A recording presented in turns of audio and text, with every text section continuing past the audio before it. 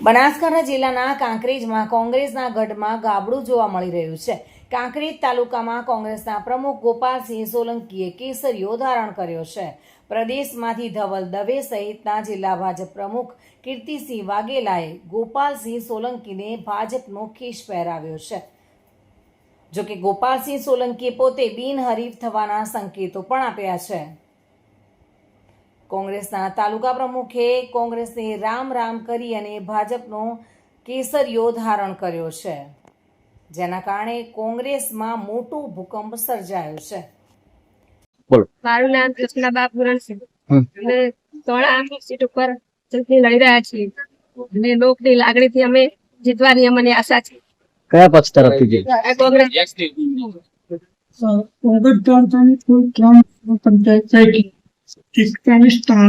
પંચાયતમાં આખરી ઉમેદવારી દરખાસ્ત રજૂ કરવાના છેલ્લા દિવસે કુલ 5 ઉમેદવારોએ ઉમેદવારી નોંધાવી છે.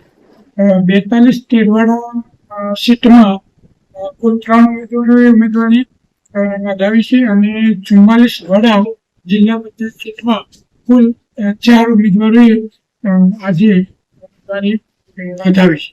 આમ તો ભાજપથી હંમેશા પ્રભાવિત હતો. મોદી સાહેબના વિકાસની રાજનીતિ અને આપણા બનાસકાંઠા જિલ્લાના યશસ્વી અધ્યક્ષ કીર્તિસિંહ વાઘેલા સાહેબની કામગીરીથી ખૂબ પ્રભાવિત હતો અને દેશને આટલા વિકાસના પંથે લઈ ગયા હોય મોદી સાહેબ, અને ક્યાંક ત્યાં થોડું રાજનીતિમાં પરિવારવાદ, પોતાનું કામ કરવું, પોતાના જ સાચવવા, આ બધા કારણોથી કંટાળી અને વિકાસની રાજનીતિમાં આવવાનું પગલું ભર્યું છે. જિલ્લા પંચાયતની ચૂંટણી પણ લડવા જઈ રહ્યા છો, શું સ્થિતિ છે?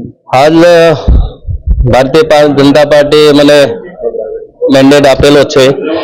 22 કંબોઈ જિલ્લા પંચાયત સીટ સામે કોઈ પણ લગભગ એક આમ આદમી પાર્ટીનું ફોર્મ છે, પણ એ ગામનું જ છે, પરિવારનું જ છે, એટલે નીકળી જશે. એટલે 100% એ બિનહરીફ જેવી છે સીટ મારી.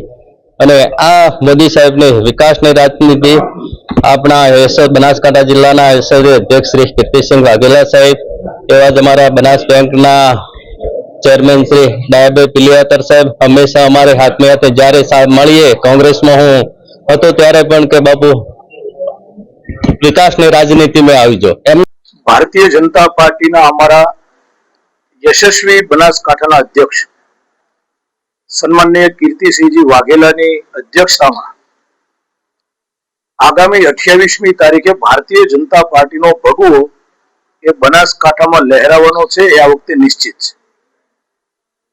એની શુભ શરૂઆત ગણીએ તો કોંગ્રેસ બનાસકાંઠાને એનો ગઢ માનતી હોય અને ત્યાં કાંકરેજ વિધાનસભાની કંબોઈ જિલ્લા પંચાયત સીટમાં એમાં લડવા માટે કોંગ્રેસના લોકો તૈયાર ન થાય અને દેશના યશસ્વી વડાપ્રધાન મોદી સાહેબની વિકાસની રાજનીતિને સ્વીકારીને જિલ્લા અધ્યક્ષને કહે કે ભાઈ અમારે ભારતીય જનતા પાર્ટીમાં જોડાવવું છે, અમારે કોંગ્રેસનું મેન્ડેટ આવ્યું છે પણ એનો અનાદર કરવો છે, અમારે વિકાસ સાથે રહેવું છે અને ભારતીય જનતા પાર્ટીના મેન્ડેટ ઉપર લડવા માટે તૈયાર થાય, એ માટે પ્રદેશ વતી કીર્તિસિંહ અને બનાસકાંઠા જિલ્લા ભાજપની ટીમને ખૂબ ખૂબ અભિનંદન આપું છું.